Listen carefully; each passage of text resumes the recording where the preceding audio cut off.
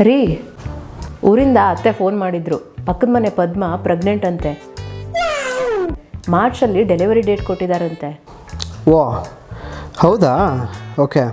ರೀ, ಮತ್ತೊಂದು ವಿಷಯ ಹೇಳೋದೇ ಮರ್ತ್ಬಿಟ್ಟಿದ್ದೆ. ಹೇಳ್ರಪ್ಪ. ಅಮ್ಮನೂ ಕಾಲ್ ಮಾಡಿದ್ರು ಇವತ್ತು. ಮುಂದಿನ ಮನೆ ಮಹೇಶಂದು ಇವತ್ತು ಕಾರ್ ಡೆಲಿವರಿ ಆಯ್ತಂತೆ. ತುಂಬ ಚೆನ್ನಾಗಿದೆಯಂತೆ ಕಾರು. ಓ ಓಕೆ.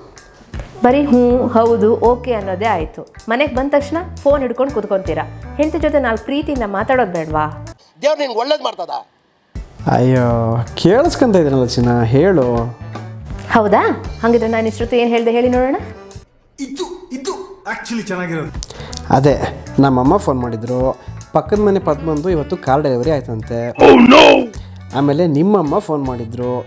ಎದುರುಗಡೆ ಮಹೇಶಂದು ಇವತ್ತೇ ಡೆಲಿವರಿ ಆಯ್ತಂತೆ. ಮೊದಲು ಸರಿಯಾಗಿ ಮಾತಾಡೋದು ಕಲಿ. ನೋಡು ಎಷ್ಟು ಕರೆಕ್ಟಾಗಿ ಕೇಳಿಸ್ಕೊಂಡಿದ್ದೀನಿ. No comments. ಆಹಾ, ತುಂಬ ಚೆನ್ನಾಗಿ ಕೇಳಿಸ್ಕೊಂಡಿದ್ರ. ನಿಮಗೆ ಗಂಡಸ್ರ ಹಣೆ ಬರನೇ ಇಷ್ಟು. ಹೆಂಡ್ತಿದ್ದೀರಿ ಹೇಳಿದ್ದು ಏನೂ ಕೇಳಿಸ್ಕೊಳ್ಳಲ್ಲ. ಲಾಸ್ಟಲ್ಲಿ ಮಾತ್ರ ಹ್ಞೂ ಅಂದ್ಬಿಡ್ತೀರಾ. ಎದೆಲ್ ಕಲ್ಲಿದ್ದವನ್ಗದೆಲ್ಲ ಅಂಟೋದು ಇಲ್ಲ.